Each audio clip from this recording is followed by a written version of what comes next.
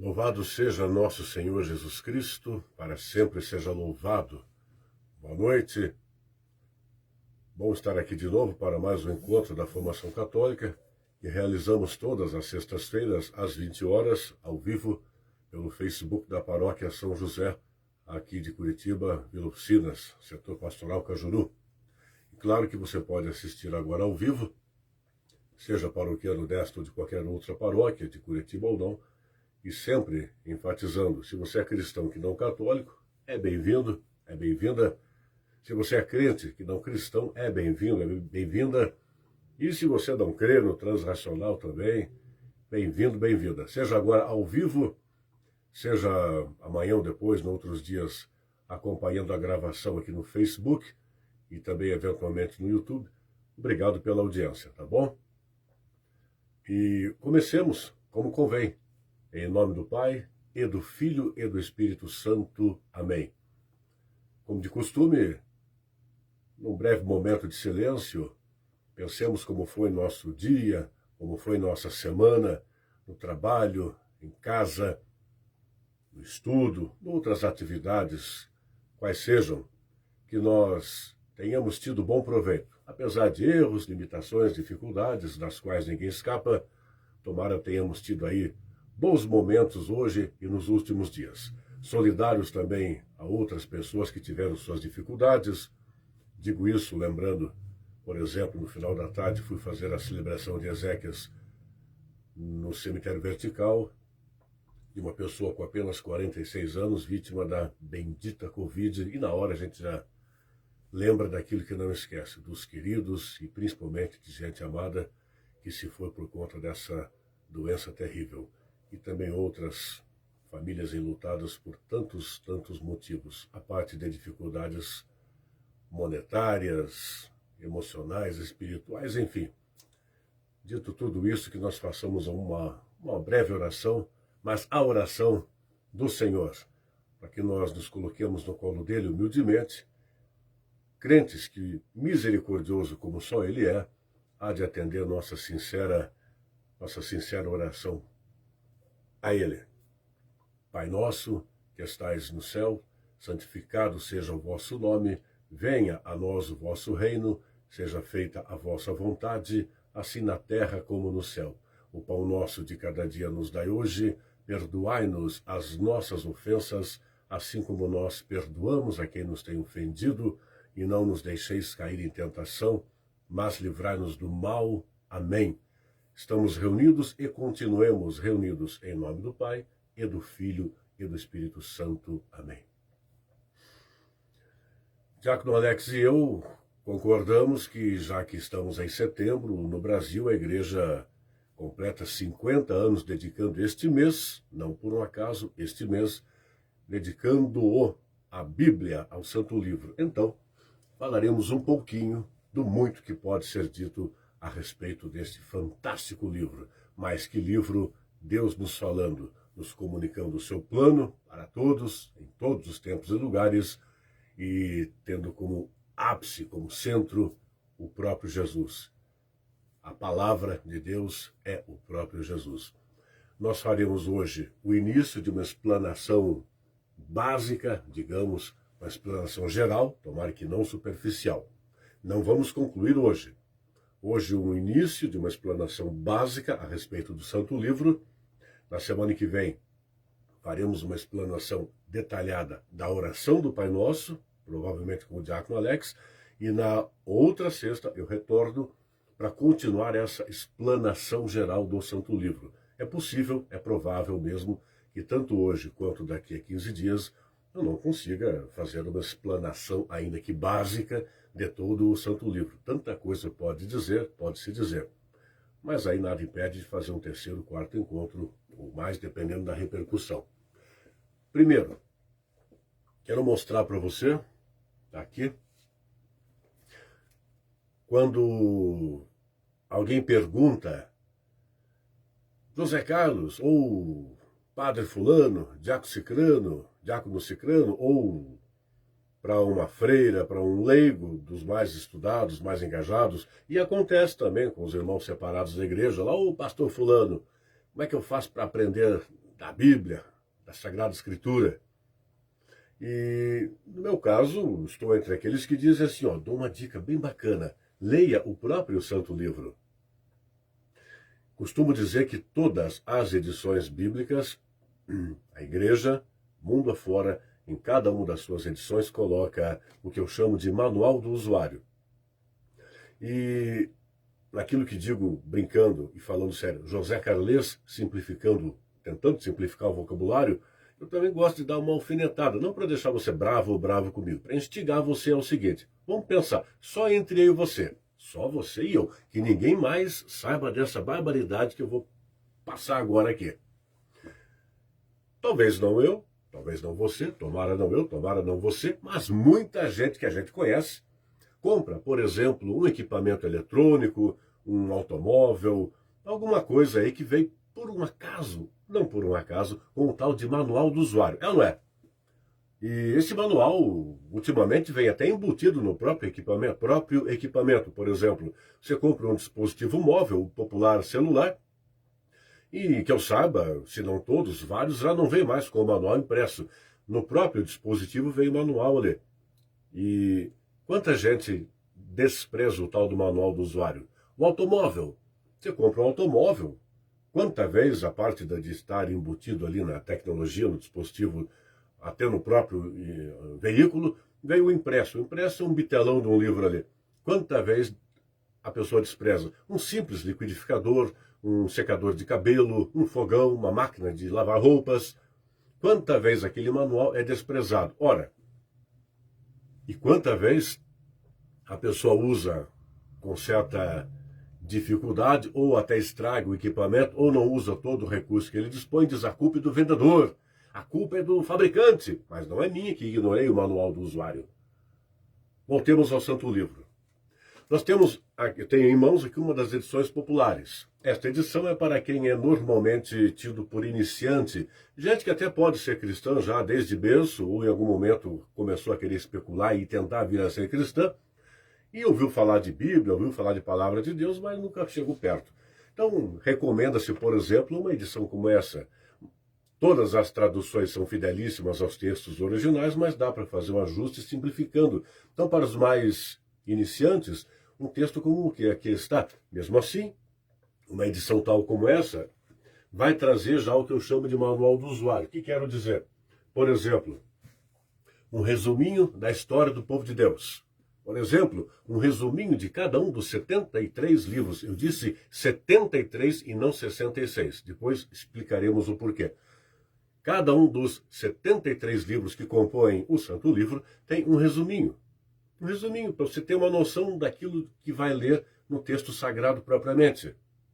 Cada um dos livros está ali. Também, em todas as edições bíblicas, há um índice. Eu quase fico vermelho de vergonha por dizer essas coisas, mas espero que, se não for para você, se for amavelmente, recepcione o que eu estou dizendo, e vou dizer até por volta de 9 horas, mas que há alguém agora ou mais tarde chegue essa dica.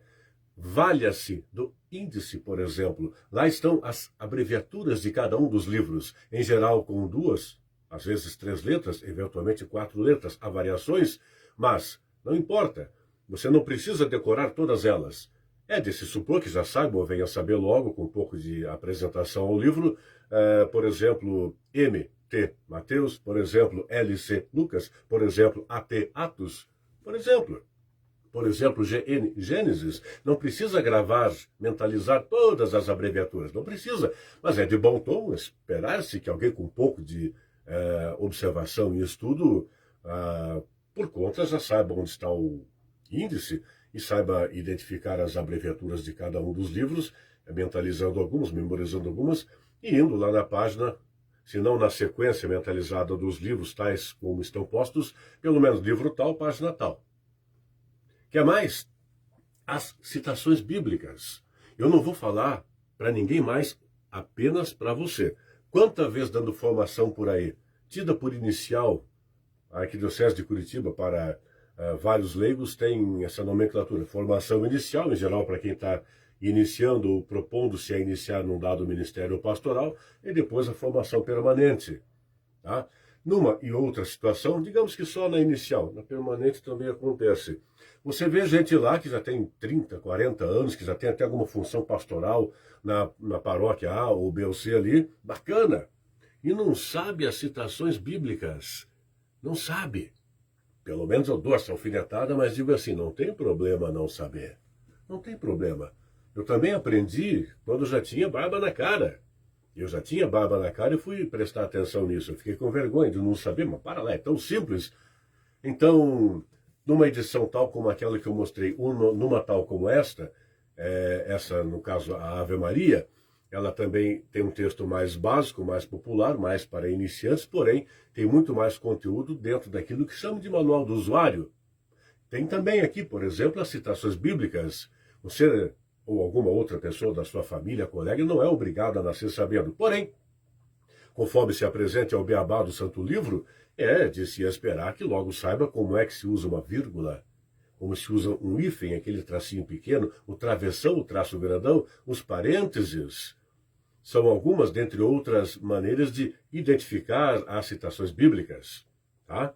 Então, cá para nós, não preciso de uma formação como essa, nem falar com o padre A, com a freira B, com o catequista, com o ministro extraordinário da Sagrada Comunhão, com alguém já que seja teólogo, especialista em liturgia ou Bíblia. Não é necessário. Uma simples apresentação ao manual do usuário, você aprende a licidão em meio minuto, um pouquinho hoje, um pouquinho amanhã, em uma semana ou duas, com um pouco de apresentação a esses ensinamentos, você já aprende. Para que numa leitura, numa citação de textos que você encontre em algum lugar, na televisão, onde for, ou escute no rádio, na internet, opa, eu já sei onde localizar aqui. É simples, é elementar e é de se esperar de qualquer um que é ou tenta ser um bom cristão. Tá? Mais que isso, numa edição como essa, ainda que para iniciantes, além de conter, eu não falei antes, falo agora, mapas da época, na terra onde aconteceu a história do povo de Deus, além das abreviaturas citadas, das citações bíblicas, dos resumos de cada um dos livros, além de um resumo da história do povo de Deus, numa edição tal como essa você encontra, para você que já sabe, tenha paciência, tem gente que não sabe, que para você é mesmice, é mais do mesmo, para outra é novidade. Mas aqui, por exemplo, além de mais de uma centena de páginas daquilo que chama Manual do Usuário, na abertura desta edição, da Ave Maria no caso, lá no final, mais um monte de páginas com as orações oficiais da igreja.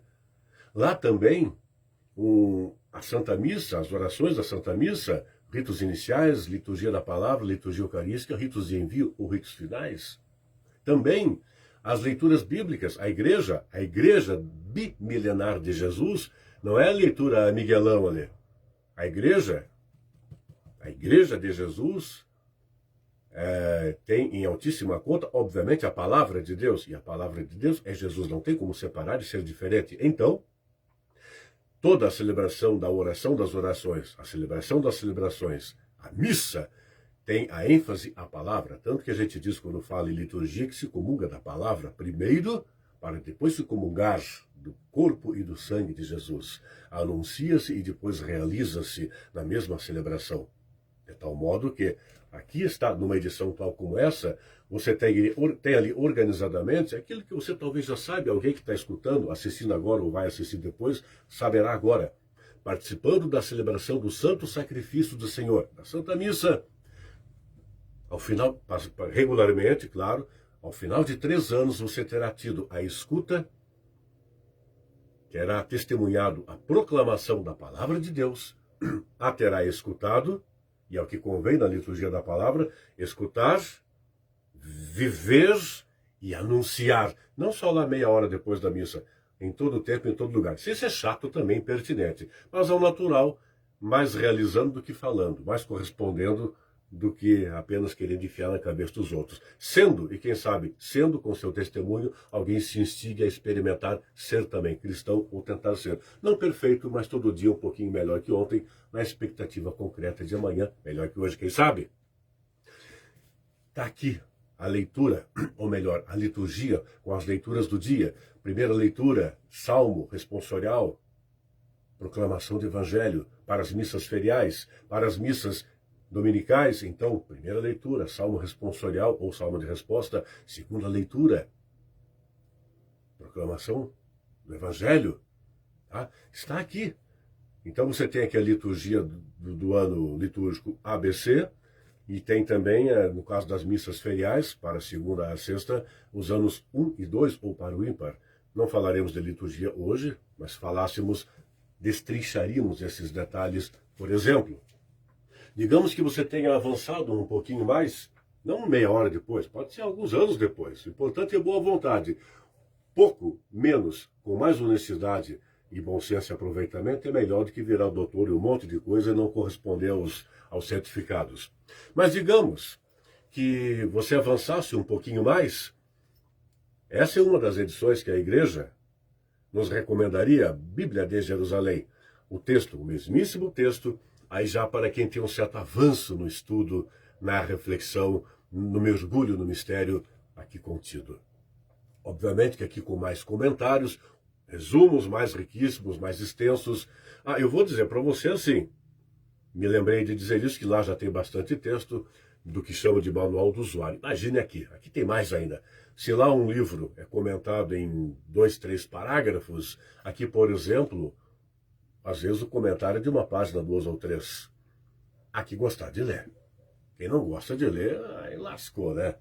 Desculpa falar assim, mas cá para nós. A arte da escuta é fundamental. Escuta é uma atitude, uma habilidade que não é exclusiva do cristianismo, mas nele encontra o seu ápice. Então quem não sabe escutar, não consegue celebrar. Quem não consegue celebrar, acaba não se aproximando de mais adequadamente do Cristo. Então, é preciso escutar. Espero adiante enfatizar a importância da escuta pela enésima vez, como tantas vezes tento, para mim e para quem se dedica a ler ou escutar aquilo que tento dizer. Tá? Esta para os mais avançados. Digamos que avançou tanto quanto, não precisa ser a de Jerusalém. Pode ser a do Peregrino. Esta é uma edição... sim, eu não estou ganhando dinheiro de editora católica, tá? São as que eu tenho disponíveis, teria umas outras opções. Não estou ganhando nada para fazer divulgação de editora aqui, por favor. E para quem gosta de ler, gosta de estudar e o faz e se instiga, ou até não gosta tanto de ler, mas mergulha no estudo, com ajuda. Disso falaremos adiante, não só hoje. Com ajuda. Não só do Espírito, também dele, mas fazendo a sua parte. O Espírito Santo não ajuda preguiçoso. Tá? Então você fazendo algo mais, você pode se encantar pelos conteúdos aqui tidos. Aqui há riqueza de comentários, riqueza de detalhes, de tal modo que eventualmente você tem numa página, às vezes metade é o texto sagrado e a outra metade são comentários daquele pedacinho de trecho sagrado. Tamanha a riqueza aqui contida. O que estou tentando dizer? Tanto tempo para dizer isso. Repito o dito há pouco. Até uma formação básica como esta, ou até uma formação não tão básica como as que a gente já deu por aí presencialmente, ou tem dado ou poderia dar no modo online. Qualquer pessoa com um pouco de vontade, não desejo, vontade. Vontade é fazer a parte que nos cabe. O desejo é, eu quero passar de ano, mas fico com preguiça o ano inteiro, não estudo e quero passar. Não. A vontade é, eu quero passar de ano, me organizo, tenho foco, faço a parte que me cabe, e provavelmente passarei de ano, e com mérito. Então, eu quero aprender de Bíblia, mas fica, não adianta nada. Um videozinho aqui, uma livezinha colar, não. Faça algo mais que apenas isso. Então, lendo, estudando e com ajuda, mergulhando nos conteúdos tais como os sugeridos, a gente vai avançando. Em avançando um pouco mais para uma provocação fraterna, eu recomendaria, não agora, talvez para você, mas não para todos, algo como a TEB, a Tradução Ecumênica Bíblica. Nós somos cada vez mais separados em nome do mesmo Jesus.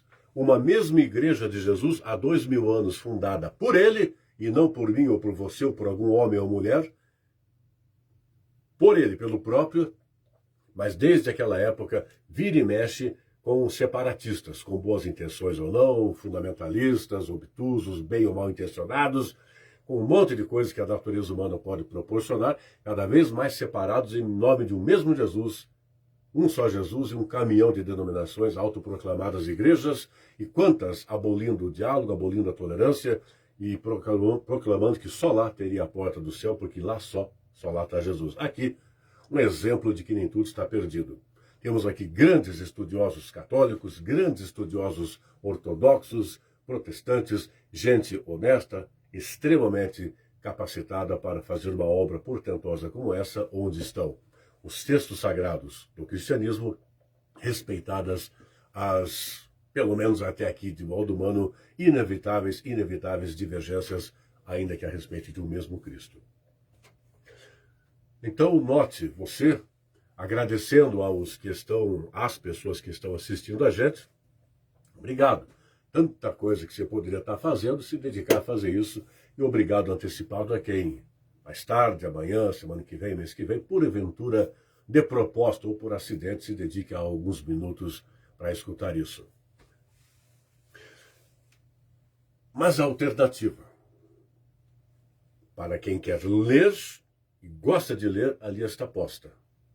Mas, por exemplo, esta formaçãozinha básica, para quem quiser pensar, eis algumas coisas que eu vou lhe dizer daqui por diante, e que estão contidas ali, no próprio Santo Livro, com extrema propriedade. É evidente que tem um monte de livro, apostila, vídeos, áudios, um monte de gente que pode falar muito do pouquinho que falei e muito mais do pouquinho que falarei daqui por diante. Se você sabe, novamente eu peço sua compreensão. Aliás, de vez em quando eu comento, quando estou falando alguma coisa, e é o que eu tento fazer quando eu estou escutando alguém falar.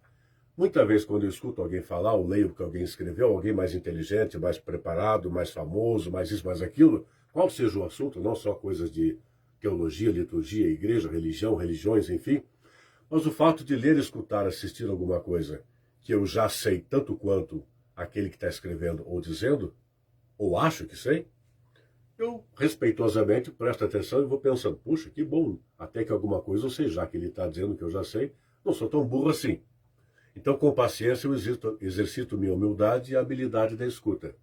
Da mesma maneira, quando eu aqui estou a falar, eu tento pedir ou esperar que alguém tenha essa atitude. Se eu estou dizendo algo que você já sabe, tenha paciência. Para você não é novidade, para outro é. Mas para você é uma oportunidade de exercer a tal da humildade, que também não é exclusividade do cristianismo, mas nele encontra seu ápice, ou deveria encontrar. Ser humilde, não manso e tanso, mas manso, sereno, terno, né?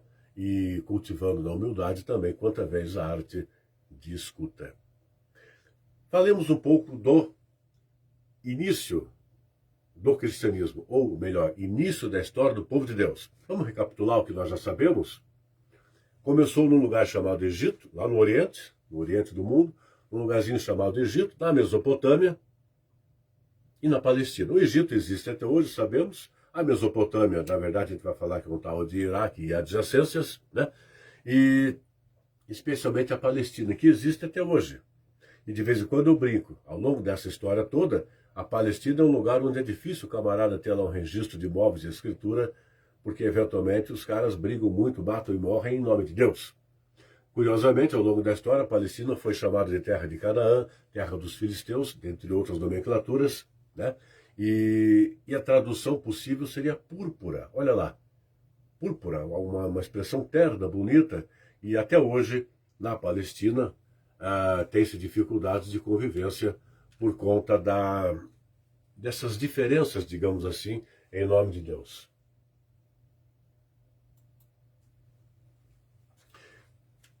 Continuemos. Vamos falar um pouco de cânon. Cânon. A gente escuta ao longo da vida livros canônicos, direito canônico. Você sabe o que é algo canônico? Fulano foi canonizado, foi ou será canonizado, né? Ou antes beatificado e tal. Mas vamos voltar aqui à questão do que é livro tido por sagrado. Cânon, naquela época, vem de cana. À época, lá atrás, se usava uma cana, literalmente, como medida. Uma cana, 2 canas, 3 canas. Então, o que é canônico é aquilo que tem a justa medida para a nossa apresentação ao texto sagrado, a Deus falando à humanidade, é normativo, é, portanto, chancelado, é, portanto, oficial, é, portanto, suficiente, ou pode ou deve ser suficiente para a nossa apresentação a Deus e seu plano para a humanidade, nossa consideração e, quem sabe, nossa adesão ou tentativa, por consequência, de correspondência a essa adesão. Nós temos nos livros canônicos a medida certa da palavra de Deus para todos. Tá? Nós temos alguma consideração, falaremos de novo um pouco mais do que é canônico, tá? De livros canônicos, daqui a pouquinho. Eu quero só pontuar com você agora o seguinte, até para falar de novo do que é canônico ou não, das concordâncias ou não quanto à canonicidade deste daquele livro. Idiomas nos quais o Santo Livro foi escrito. Vamos pensar o seguinte, eu vou dizer daqui a pouco, digo já, e depois daqui a pouco falo um pouquinho, a respeito do hebraico, principalmente, do aramaico, de modo não menos importante, mas menos presente, e também do grego. Só que antes, pensa comigo. Nós estamos no ano, considerando nós, os cristãos e grande parte do mundo, nós usamos dizer que estamos no ano 2021. Os irmãos judeus estão muito além, que eles contam o calendário deles a partir de Abraão. Mas 2021, ou seja, 2 milênios após Jesus ter estado entre nós, ter nascido, né? Mas com Abraão, a partir de Abraão, nós podemos contar aproximadamente 4.000 anos.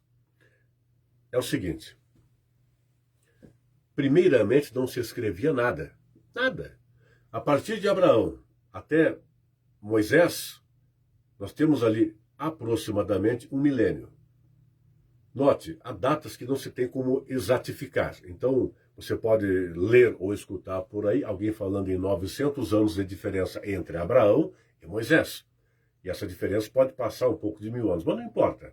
Nesse caso, não há essência em 900 ou 1.000 anos. Importa o seguinte, a história do povo de Deus como se deu. Começou com Abraão, o primeiro patriarca. E de Abraão até os tempos de Moisés, o que acontecia? Temos a tradição oral. Os fatos aconteciam. Os fatos aconteciam.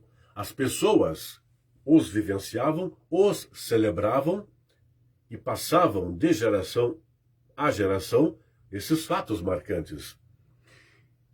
E quando Deus quer, acontece como Ele quer. Sempre, sempre, sempre para o bem de todos. Olha, se nós brincássemos, não, falando sério mesmo, brincando ou sério, se eu, tirando agora aqui, se bem que mesmo agora que pode acontecer, eu tento comunicar com você uma coisa, tentando ser ao máximo claro, acessível, tomara que eu consiga para todos vocês que agora estão acompanhando e para alguém que vai ver depois a gravação, consiga que você entenda o que eu quero dizer. Tá? Mas eu não vou conseguir fazê-lo com a mesma propriedade sempre que falo, nem você, mesmo que fôssemos professores, por exemplo, com todo respeito aos professores, e também os alunos, espectadores, leitores, etc. Também cada qual tem seu momento.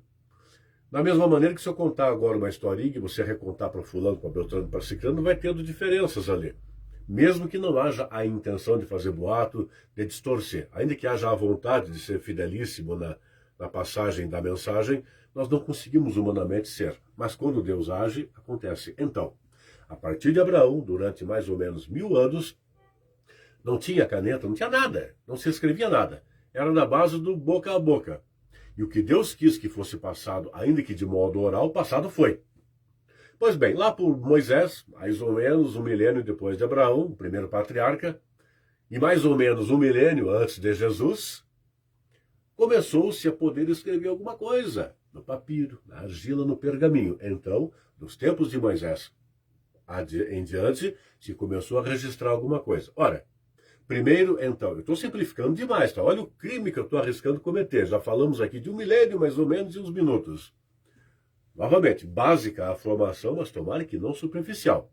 Ora, quando se começou a registrar, fosse do papiro, do pergaminho, na argila, se fazia em hebraico. Se fazia em hebraico. Ali,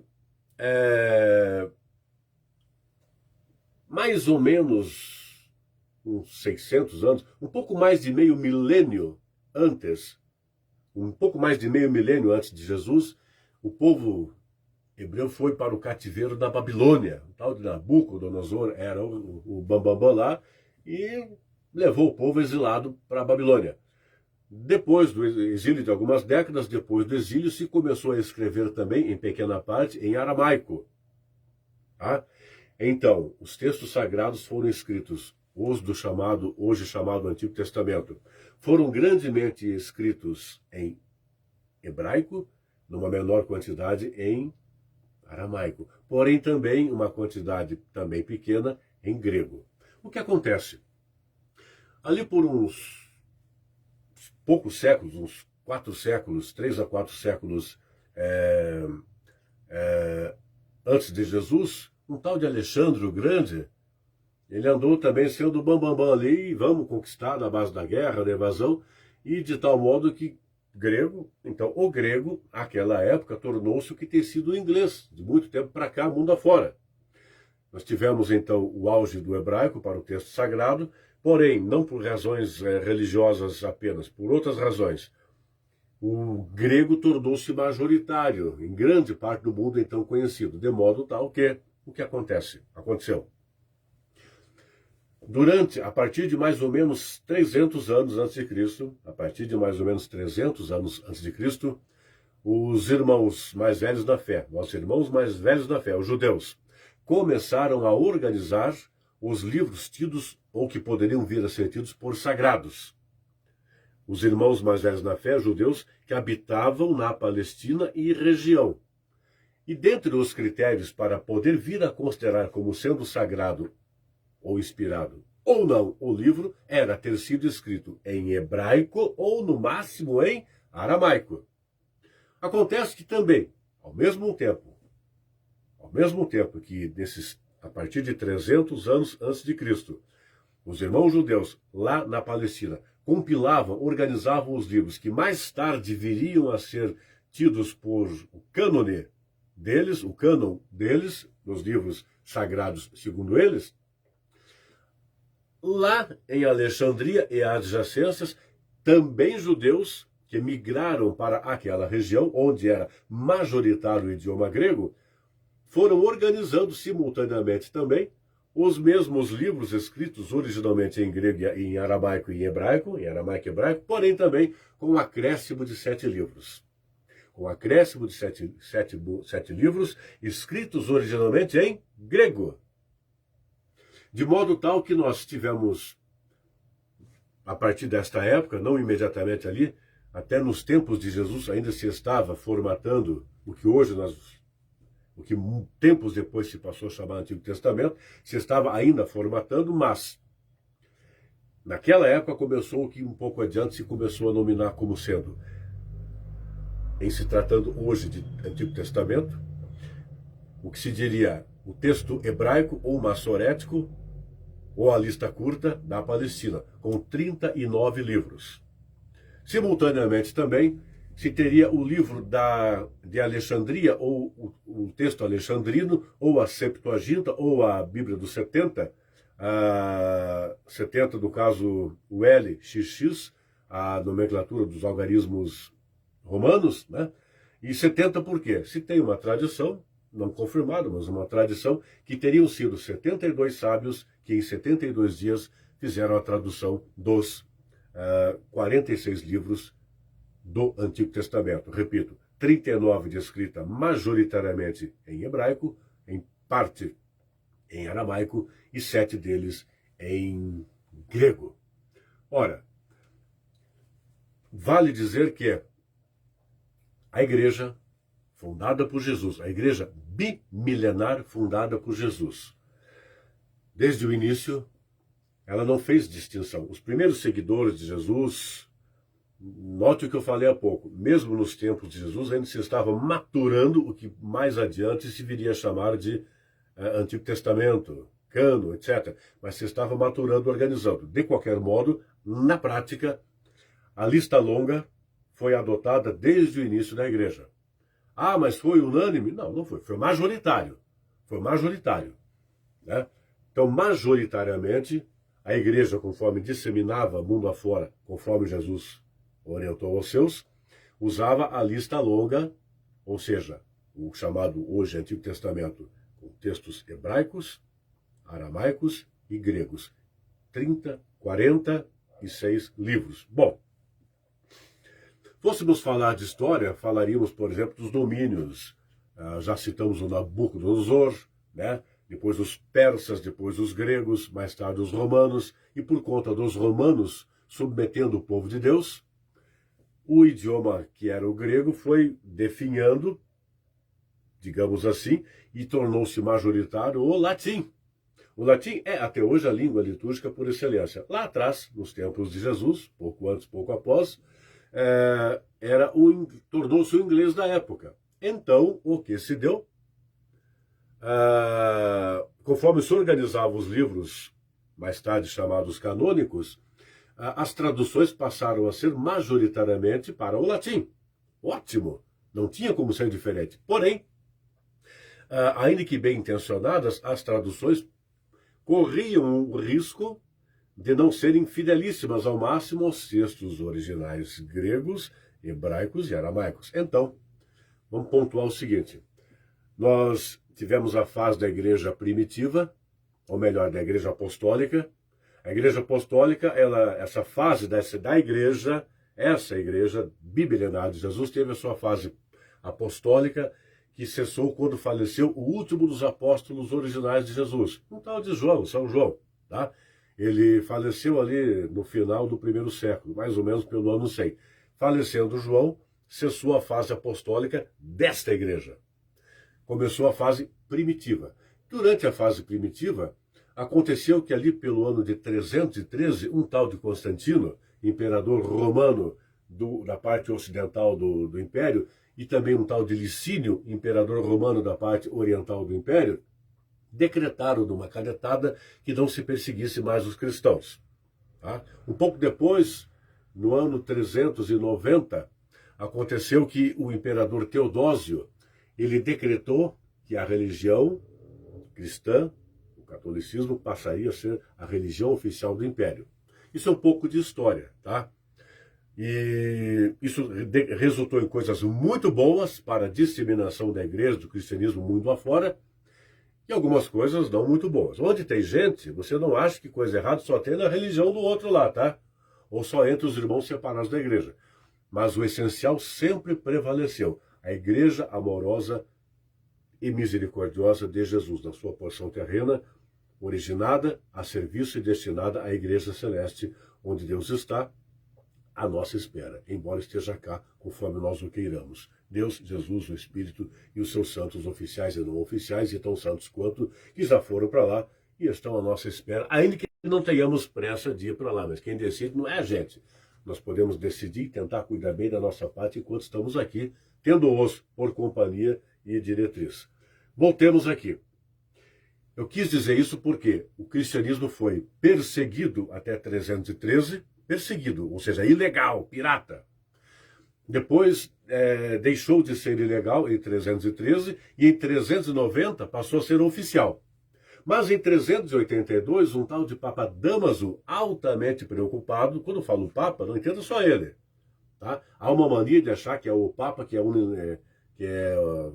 faz tudo. Não existe isso. Quando apareceu o próximo documento do Papa Francisco, por exemplo, eu não sei se tem, digamos, daqui a pouco sai a encíclica papal de tal assunto.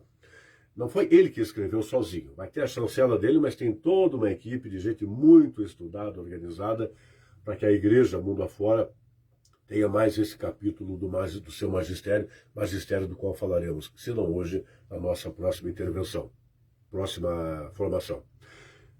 No ano 382, Papa Dámaso achou um tal de Padre Jerônimo, que dedicou a sua vida à tradução do Santo Livro. E o Padre Jerônimo, obediente, e devia ser um cara muito ocupado, não se diz do popular que quando você quer contar com a ajuda de alguém, procura alguém ocupado, que o desocupado em geral é vadio.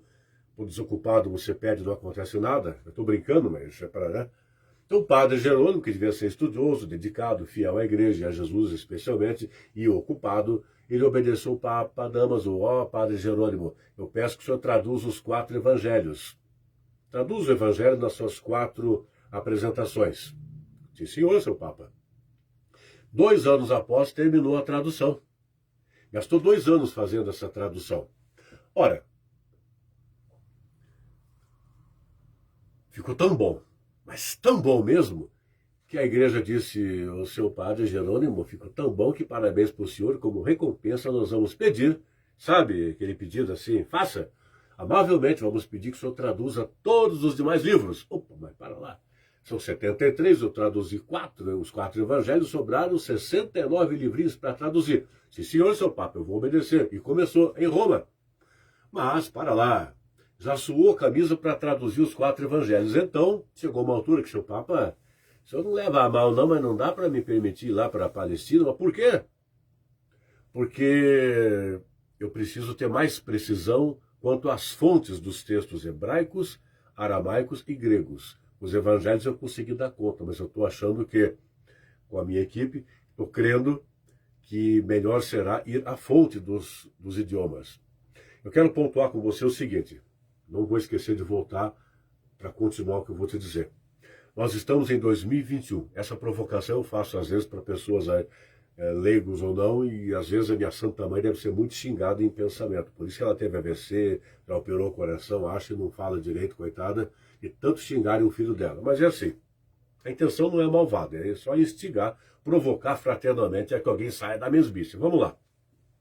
Em 2021, o Brasil, com 210 milhões de habitantes, ainda padece de um vexame asqueroso de ter uma grande quantidade de analfabetos totais. Um único analfabeto no Brasil hoje seria uma vergonha. Temos alguns milhões ainda.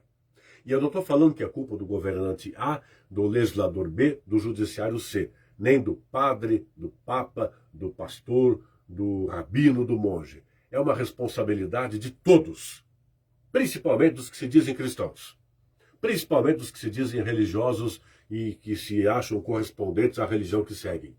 Tá? Pois bem, se hoje, em 2021, temos um monte de analfabetos literais, e um vexame mais asqueroso, vergonhoso, e um câncer, um cancro enrustido na sociedade, chamado analfabetismo funcional, onde grande parte da população brasileira é analfabeta funcional, e grande parte dos que são e sabem o que é analfabetismo funcional não se tocam de que eles próprios são e deveriam esforçar para deixar de ser. Então, todo ano, um monte de gente se forma até em faculdade, é graduado e permanece analfabeto funcional. Um monte de gente vira até pregador de religião, formador. Alguém pode dizer que eu sou um desses, ou pior, fica à vontade. E esse câncer ferra não só o Brasil. Estou falando do Brasil, que é onde estamos. Vide. Melhor até mudar de assunto. É só olhar as redes sociais da vida, e não essa semana, todas as semanas, não só as redes sociais, que elas refletem a nossa realidade, virtualmente ou realmente, há muito para melhorar. Voltemos então. Se hoje é assim, não só no Brasil, imaginar há 1700, quase 1700 anos atrás, o Jerônimo, padre Jerônimo, hoje São Jerônimo, logicamente sabemos porquê, né? São Jerônimo, o padroeiro da Bíblia, ele foi ter com os rabinos. Ora, nada contra nossos irmãos mais velhos da fé. Acontece que os rabinos eram e são judeus.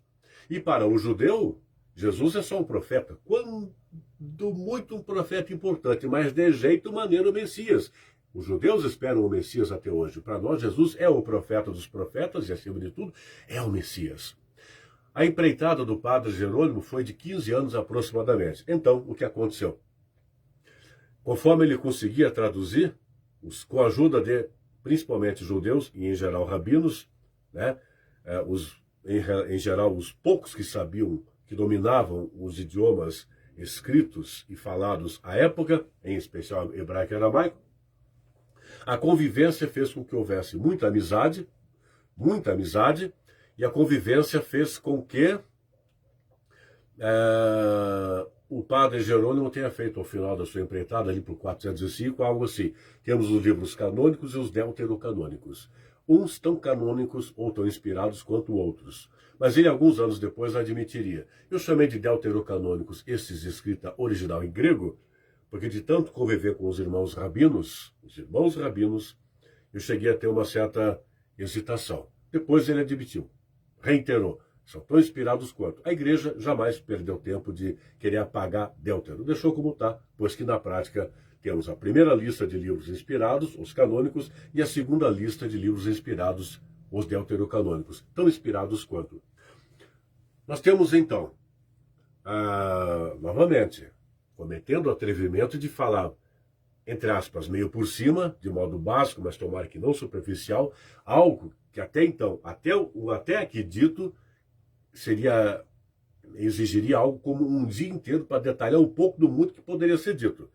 Um bom curso bíblico, um bom curso da história do povo de Deus, na verdade, é para a vida toda. E a gente nunca termina. A gente é mais aprendiz do que formador, é mais aprendiz do que mestre, e que bom que assim seja.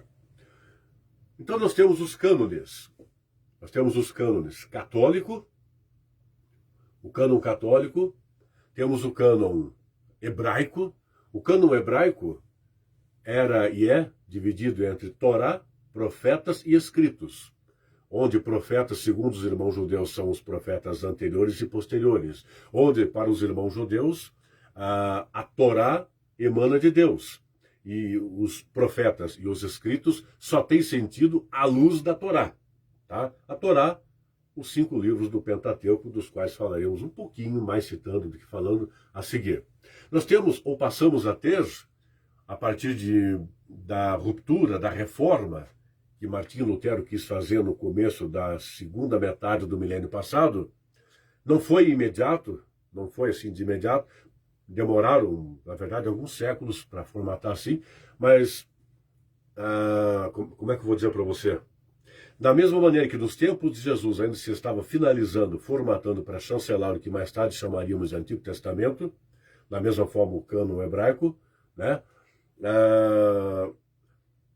Embora na prática a igreja tenha sempre se valido, a igreja bimilenar de Jesus tenha sempre se valido dos livros da lista longa do Antigo Testamento e depois dos 27 do Novo, ali começo dos anos 400, que a igreja formatou, chancelou, deu oficialidade ao chamado hoje Novo Testamento, anos 400 e pouco. E o Antigo foi seguindo. Após, porque não havia disputa, não havia pendenga, não havia por que discutir aquilo, era ponto pacífico. Com as pendengas das tentativas de reforma de Lutero, a separação de alguns em nome dele, que surgiu a denominação luterana, e décadas depois outras denominações, diferentes umas das outras, mas por questões, com todo respeito, às vezes, de interesse umbilical, outro que não litúrgico, eles inicialmente, inclusive Lutero, não fizeram a separação dos livros deuterocanônicos, continuaram a usá-los, a publicá-los, bem depois que se foi formatar. Os irmãos separados da igreja, os protestantes ou evangélicos, eles têm muitas correntes dissidentes entre si, então é sempre delicado dizer que são os protestantes, os evangélicos. Com todo respeito a você que porventura não seja católico, mas se você estuda um pouquinho, você vai saber que eu não estou mentindo. Temos os protestantes históricos ou reformados, deles dissidência, dá para dizer que tem os nossos irmãos pentecostais clássicos, né? Daí dissidência, tem os novos pentecostais, dissidência, separação, os neopentecostais, afora os à parte destas correntes às quais referi muito sucintamente e respeitosamente. Muitas diferenças e tal. Mas, ali pelo século XIX, é que meio que formalizaram que os irmãos separados da igreja usam a lista curta, a lista hebraica com 39 livros, e abolem os 7 livros de escrito original em grego do chamado Antigo Testamento. Chamam apócrifos. Para nós, foram desde o início e são desde sempre tão inspirados quanto. Curiosidade, temos o cânon ortodoxo. O cânon ortodoxo, para aquela pessoa que era católica ignorante, que não estudava, como eu digo, esteve ali na mesa farta da fonte, na origem, não lia um livro, não prestava atenção na conversa de um padre, de um leigo engajado, de alguém que tinha mais a dizer, e qualquer picuinha, vou para fora, vou embora. Aí chega lá num lugar lá, aprende aquela doutrina fundada por fulano em nome de Jesus, como os católicos são ignorantes, eu sou inteligente. Cuidado, detonam a gente e nem sabe que existe quanta gente que detona os católicos como se a gente fosse um criminoso, e nem sabe que tem ortodoxo, e nem sabe o que é isso, cristão ortodoxo. Por razões que não vem ao caso agora, só vou citar, no ano 1054, ou seja, meio milênio antes, teve um grande cisma entre os cristãos. Então, os cristãos do Ocidente e os do Oriente. Para os irmãos ortodoxos, a lista longa sempre permaneceu. Sempre permaneceu. A liturgia deles é muito próxima da nossa. Os irmãos ortodoxos, eles são de comunidades acéfalas. Temos o patriarca A, patriarca B. Quando você escuta ou lê ou assiste que o Papa Francisco, ou antes o Bento, ou antes o João Paulo e assim por diante, recebeu ou visitou o patriarca fulano, não é que ele é o patriarca de todos os ortodoxos, patriarca de uma dada comunidade ortodoxa. Há muito diálogo, muita convergência. Mais uma curiosidade. O cânon, notadamente do Antigo Testamento dos irmãos ortodoxos, é ainda maior que o nosso. O nosso tem a mais 7 livros. O livro de Tobias, de Judite, Sabedoria, Eclesiástico, 1º e 2º Macabeus e Baruque. Os ortodoxos têm 3º e 4º Esdras, tem 3º e 4º Macabeus e tem a oração de Manassés, o Salmo 151. Deuterocanônicos, ou seja, os deuterocanônicos dos ortodoxos são ainda em quantidade maior que a nossa. Não são apócrifos. Temos os livros, portanto, canônicos e deuterocanônicos. Temos os protocanônicos, que são livros que estão em 2 ou mais cânones. Né? É protocanônico, por exemplo, o livro de Gênesis, por exemplo, o livro de Mateus. Temos os livros apócrifos. Estes não são proibidos de ler, mas eu sempre sugiro o seguinte: para que eu vou ler um livro apócrifo se eu ainda não li mais de vez, se eu não estudei a contento para ter um básico do básico do básico dos livros inspirados, os canônicos e deuterocanônicos? Não tem muita coerência, você pode não concordar comigo, não há muita coerência se eu começar a ler só apócrifos, não são proibidos, aliás, pode ler, mas para lá, eu vou mergulhar nos apócrifos enquanto eu sou um ignorante dos canônicos e deuterocanônicos. Não faz sentido. Livro apócrifo é bom para esses canais de documentário de televisão paga, para livro de ficção, para pregador canalha, picareta, que gosta de tosquear trouxa por aí para ganhar dinheiro e a fidelidade do trouxa lá, para ficar assustando o bobão em nome de Jesus. Né? Para algum pregador de boa vontade, mais obtuso e tapado, que gosta de assustar alguma ovelhinha para conseguir convencer, ou cativar, ou captar mais algum para o rebanho de Jesus. Mas o apócrifo é um livro piedoso, que pode ser lido, mas tendo bem claro, o que ali está é só redundância em relação ao inspirado, ou não condiz com o que foi tido por inspirado. Tá? Não foi um padre, 2 padres, um bispo ou 2, um Zé Manel, um fulano de tal. Foi trabalho de muitos anos, de muitas vidas da igreja mundo afora, como de resto com os irmãos judeus lá em relação ao que eles chamam de Torá, aos livros sagrados para eles. Então foi um trabalho de vidas e vidas e vidas, árduo, suado, com muita oração, dedicação, muita mesmo, para que nós possamos ter de muito tempo para cá a possibilidade de falar que o livro A, livro B, ou a Bíblia do católico, do evangélico, do ortodoxo e tal. Note, em especial, quanto à Bíblia no seu Novo Testamento. Em especial o Novo Testamento. É a Bíblia que procede da igreja, e não a igreja que procede da Bíblia. O Antigo Testamento até dá para ponderar que a igreja cristã, ela se valeu dos seus antecessores judeus, que foram compilando o que nós chamamos mais tarde de lista longa de Alexandria, ou lista curta da Palestina, longa, com 7 livros de origem grega no Antigo Testamento, 46 no total, ou curta, os 39 no total, só hebraico e aramaico. Nós nos valemos, nossos antepassados da igreja, se valeram para formalizar e dar também por veraz e oficial e inspirados os 46 livros do Antigo Testamento. Mas, especialmente, os 27 livros do Novo Testamento, esses foram gente já católica, cristã, que foram também ao longo de muito trabalho e algum tempo, estudando, orando, pesquisando, chancelando o que passou a ser chamado de Nova Aliança, Segundo Testamento, Segundo Pacto, Novo Testamento, tá? E não é para provocar, por favor, não é para provocar ninguém que seja dito separado da Igreja Católica. Não é isso. Só para que amavelmente você saiba e respeitosamente tolera quando alguém criticar, porque, na verdade, ainda que não vá faltar professor, teólogo, mestre, doutor em teologia, pastor ou o que for, a argumentar com propriedade até, encontraram o que eu vou dizer agora. Mas, com todo respeito mesmo, os irmãos separados da igreja, quando dizem a adesão ao Santo Livro, o fazem, ótimo que o façam, mas eles deveriam admitir, e os que estudam e com fundamento e bom senso sabem, podem até não dizer, mas sabem, que quando fala-se em especial de Novo Testamento, é a partir do trabalho, da chancela da Igreja Católica, da qual, quanta vez, além de separarem, falam mal. Tá? Nós temos que ser católicos pela harmonia, apesar das diversidades. E um outro aspecto muito importante, não vai ser hoje, não dá tempo, mas adiante, eu espero que você queira e possa, e se disponha, nós vamos falar de magistério, tradição, Bíblia e tal, o livro exame, de jeito maneira para nós, vamos falar de obras, fé, um monte de coisa, tá? Mas eu quero pontuar para você o seguinte, eu falei que entre Abraão, o primeiro dos patriarcas, saindo de Ur, para fazer o que Deus mandou a ele, até o tempo de Moisés, nada se escreveu, tradição oral.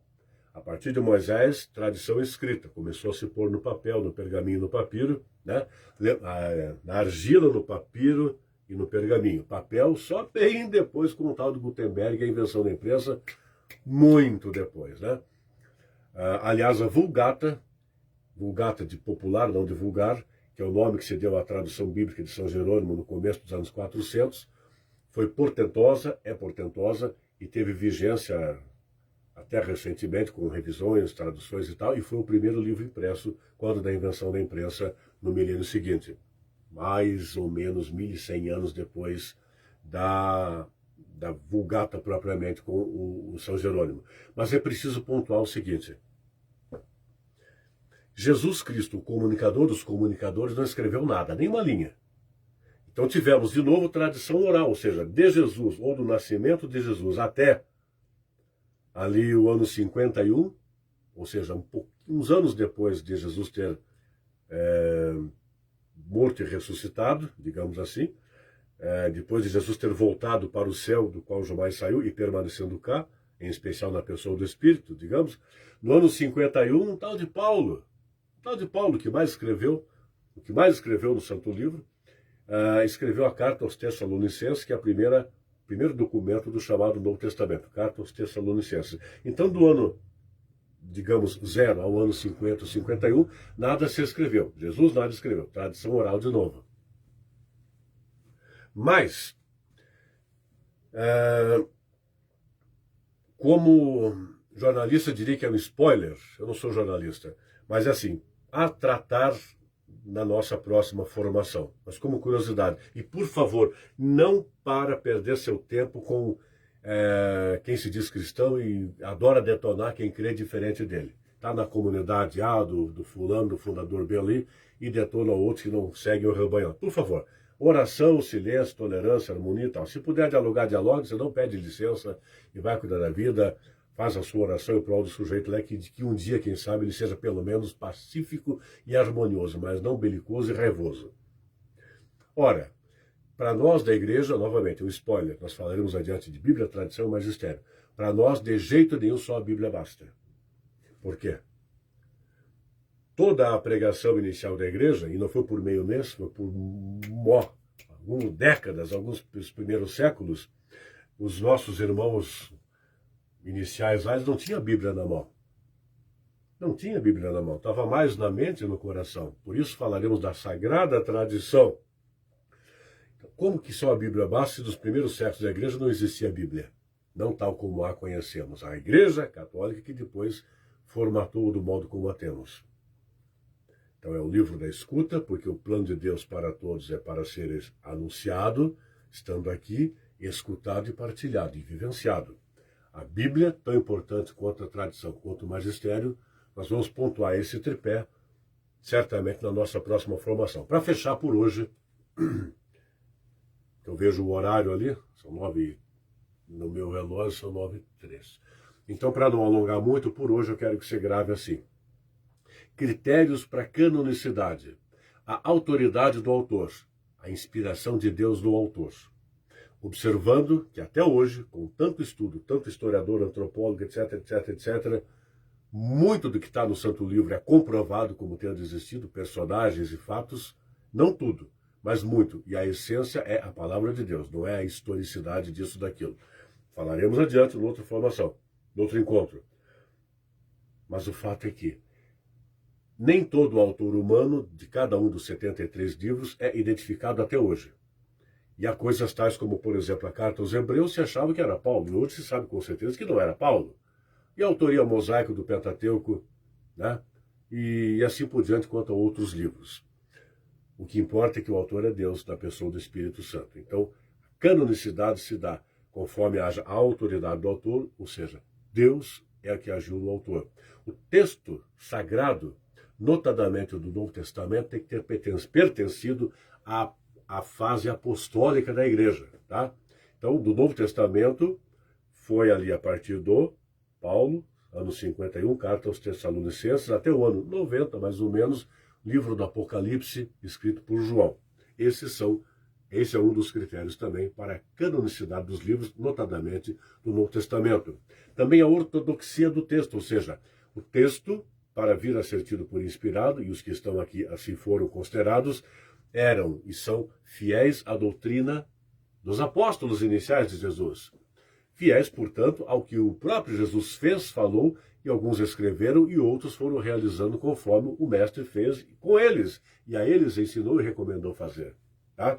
Além disso, o uso litúrgico dos livros, ou seja, que os primeiros cristãos fizessem suas celebrações e vidas conforme aqueles textos. Então, são esses os critérios para a canonicidade dos textos sagrados. Tá? Eu anunciava há uns minutos atrás que falaria um pouco do Pentateuco, que na verdade falaria de cada um dos não dos 73 livros cada um, mas um pouquinho dos grupos de textos, mas eu vi que o tempo correu, então eu vou contar com a sua compreensão. Tomara você tenha mais gostado do que desgostado dessa fala de hoje. Nós estamos a 55 minutos mais ou menos aqui, eu falaria até amanhã, mas tem que contar que você falar é uma coisa, ficar escutando é outra. Então, eu quero agradecer a sua paciência, a sua compreensão. Na semana que vem, se tudo der certo, será com o meu amigo e parceiro, meu irmão diácono Alex Franco, que vai falar com você e com quem você convidar um pouquinho da oração do Pai Nosso, tá? Focando essa oração contida no Santo Livro, tá? E na outra semana eu retorno para começar a partir de uma breve exposição dos livros do Pentateuco, depois os de história, os sapienciais, os proféticos e depois o Novo Testamento, e avançaremos falando das alianças, avançaremos falando de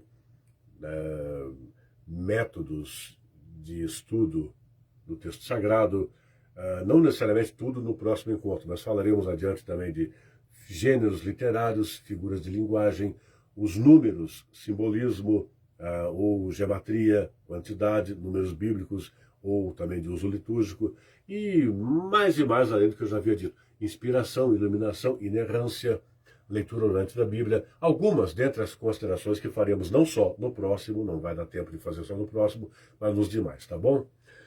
Eu convido a que façamos uma oração. Eu, José Carlos de Oliveira e o Alex Franco, nós sabemos que falamos para poucas pessoas quando ao vivo, nós não esmorecemos, porque infelizmente, não só aqui conosco, mas por todo lugar, é difícil deparar com pessoas que tenham vontade de aprender. Então, mesmo que fôssemos famosos e tal, de vez em quando eu bato nessa tecla, não para te alfinetar, te provocar, por favor, você está assistindo a gente, então você tem sempre a nossa gratidão, mas para que de repente, se não ao vivo gravado, depois alguém fique incomodado, nem que xingue minha mãe de novo, e pense, pô, se não é com esses caras, vou aprender com alguém. Porque a gente percebe na celebração da Santa Missa, na vida pastoral, com ou sem pandemia, que um pouco mais de estudo e conhecimento faria muito bem para muita gente que até vai participar das celebrações da vida pastoral, mas sem saber, sem perceber, fala, escreve, pensa coisas que não tem nada a ver. O que ajuda em muitas situações a afastar a gente para outros rebanhos por aí E esses males acontecem por aí também, não é só com a gente, tá? E não só no aspecto religioso.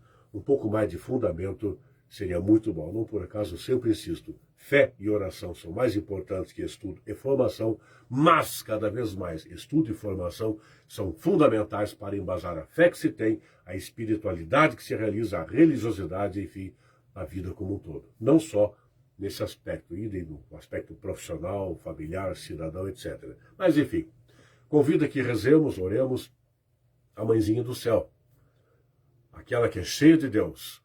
Ela é nossa intercessora maior junto a Jesus, sempre pontuando. Quem faz o milagre é Ele, quem atende é Ele, Ele e Deus se resolvem ali, com a ajuda do Espírito, quanto a quem, quando, como e o quanto atender. E sempre, sempre, sempre para o nosso bem. Sempre. Maria, por excelência, José, no segundo patamar, e os demais santos, a eles nós podemos recorrer pelos seus exemplos enquanto estiveram aqui. Eles intercedem por nós junto ao medianeiro Jesus. Assim, rezemos a ela que é cheia de Deus. Ave Maria, cheia de graça, o Senhor é convosco, bendita sois vós entre as mulheres, e bendito é o fruto do vosso ventre, Jesus. Santa Maria, Mãe de Deus, rogai por nós, pecadores, agora e na hora da nossa morte. Amém. Estivemos reunidos e continuemos reunidos e vivendo, reunidos e vivendo. Em nome do Pai, e do Filho, e do Espírito Santo. Amém. Obrigado pela sua participação. Boa noite. Até a próxima.